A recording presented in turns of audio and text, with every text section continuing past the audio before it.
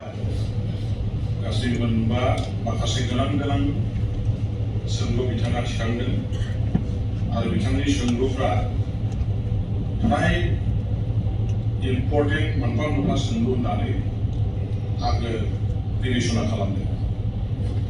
बिथांनि प्रथम सोंनाया जाबाय जे बड'फा सुपार 50खौ दानि गभर्नमेन्टआ कन्टिनिउ खालामगोन ना खालामा।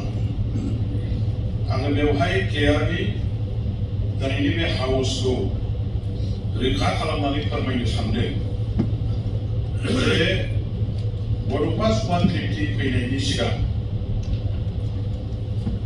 मानगोनां हाग्रामा महिलारि बिथांनि दैदेननायाव 2005 निफ्राय 2015 सिमहालागै जि गभर्नमेन्ट दंमोन, बै समनि बे लागातार मोनथाम टार्मनि गभर्नमेन्टआवनो जोंनि गोरिब गुन्द्रा नखरनिफ्राय फैनाय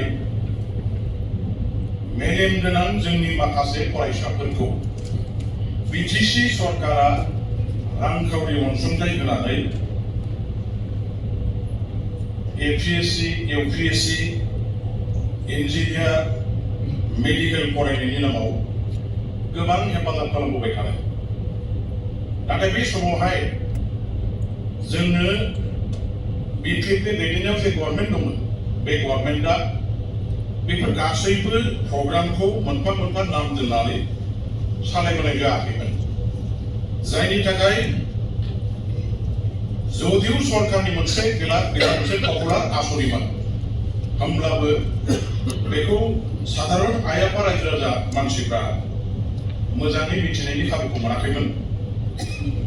दा फैयै जों नुदों जे थांनाय बे 15 बोसोर बिजेपि सरकारनि आमोलाव सरकारि बाहागो रां अनसुंथाइ होनायनि गेजेरजों जेखिनि गरिब गुन्द्रानि नखरनिफ्राय फैनाय फरायसाफोर बिथांमोनखौ जे फरायनायनि खाबु होदों, गुबुन कचिं सेन्टाराव जे फोरोंनाय जादों, बिथांमोनहा फ्राय गोबाङानो IIT मोनदों, NIT मोनदों, इन्जिनियार फरायनायनि, डक्टर फरायनायनि बे खाफालखौ बिथांमोनहा मोनबोनो हादों।